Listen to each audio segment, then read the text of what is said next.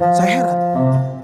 Padahal Pak Jokowi menyatakan harus diselesaikan, dituntaskan di pengadilan secara bermartabat. Nama saya dipulihkan.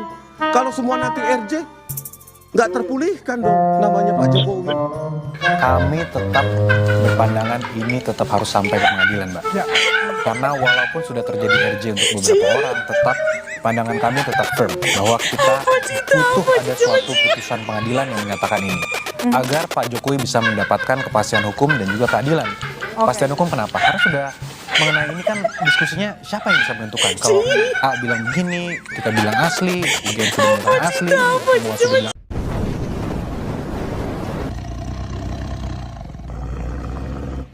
Assalamualaikum warahmatullahi wabarakatuh. Om Swastiastu, Namo Buddhaya. Salam kebajikan sahabat-sahabat di manapun juga berada. Kita melihat bagaimana cuplikan di awal video itu ya. Perlawanan terus dilakukan oleh Roy Panci. Dan seolah memang tidak berujung kecuali masuk di pengadilan sahabat. Mari kita mulai dengan satu pertanyaan yang sederhana bagi Roy Panci, tapi saya kira ini pertanyaan yang sangat memalukan. Sebab kita tahu bahwa Pak Jokowi ini secara politik adalah orang yang memiliki kemampuan di atas rata-rata. Pak Prabowo saja 2 kali kalah dari Jokowi, lalu kemudian berdamai. Sementara Roy Suryo ini siapa? Tipa, Rismon. Ini kan hanya remah-remah saja dari sekelumit persoalan bangsa hari ini. Dan hari ini secara tegas Roy Suryo ditelanjangi sahabat. Dan itu bukan oleh lawan politiknya, tapi oleh pendukung fanatik Pak Prabowo. Orang-orang yang dulu diteriaki Roy sebagai barisan kebenaran, tapi kini balik badan menyerang dan berkata bahwa Prabowo saja kalah, kamu siapa Panci? Dan saya kira ini bukan sekedar pernyataan biasa, tapi ini adalah merupakan tamparan realitas. Karena logika politik paling dasar itu saya kira sangat jelas ya. Jenderal besar saja mengakui keunggulan Jokowi, masa piong sok jago seperti teroris ini. Nah, untuk lebih jelasnya bagaimana tampolan dari fanatik Pak Prabowo ini terhadap para teroris ini, coba kita cek videonya sahabat. Jokowi menggunakan pesta ini, ya, dia ikuti semua rundown yang sudah terlanjur diproposalkan oleh orang-orang ini. Dia ikuti sampai pada halaman terakhir, dia buntuti terus, dan dia tidak akan kalah sampai di ujung. Nah, sialnya adalah orang-orang ini tidak belajar dari peristiwa-peristiwa sebelumnya, pelajaran-pelajaran ketika orang menyerang Jokowi dan tidak ada yang menang. Sebesar apa Ahmad Ghazidudin? Sebesar apa Roy Suryo? Sebesar apa Tifa dan Rismon? Kira-kira lebih besar dari Pak Prabowo nggak mereka itu? Enggak, sepele mereka. Tapi Pak Prabowo minta maaf 2 kali gagal gitu. Gitu. Artinya 2 kali dalam momentum kontestasi itu perang lebih real, perang terbuka, dan itu lebih fundamental ketimbang sekedar urusan ijazah.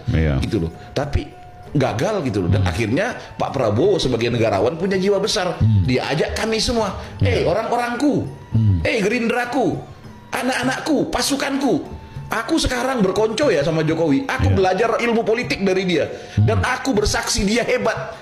Aku bersaksi bahwa apa yang dia lakukan buat bangsa ini adalah sebuah kerja keras yang harus kita tolong, harus kita bela. Aku ajak kalian bergabung untuk bersama Pak Jokowi. Datanglah kami gerbong itu ketika beliau jadi Menhan. Sementara kita bantu mereka yang dulunya die-hardnya Pak Prabowo kan. Saya termasuk gitu loh.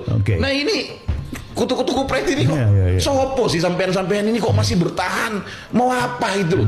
Gitu Bang Bil. Itu yang saya anggap Bang Egy sudah membaca peta sejauh itu dan dia mencium buntu ini perjalanan. Ini buntu dan cari mati ini. Udah aku atrek deh.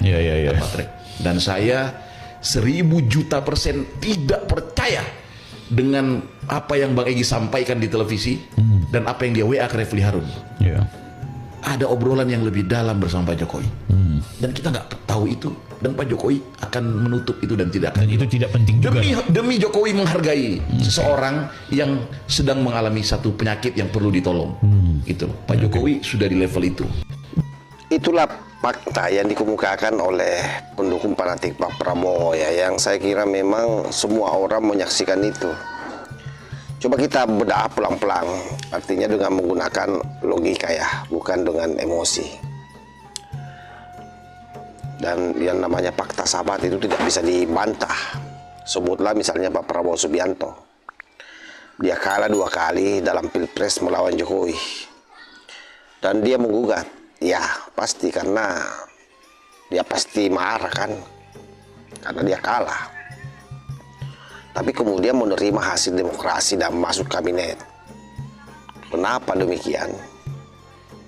Ya karena Pak Prabowo paham satu hal yang saya kira Roy Suryo CS gagal pahami itu, bahwa yang namanya kekuasaan itu tidak dimenangkan oleh teriakan, tapi oleh legitimasi rakyat. Sebab itulah ilmuwan politik yang namanya Samuel Huntington sudah lama mengatakan bahwa stabilitas demokrasi bukan ditentukan oleh siapa yang paling keras berteriak, tapi siapa yang mampu menerima kekalahan. Prabowo lulus ujian itu. Sementara kalau kita melihat para teroris ini, para pion-pion pemburu ijazah ini, saya kira masih remedial sahabat ya. Seolah-olah bahwa kalau orang ini orang kuliah, ya melakukan pengulangan terus-menerus.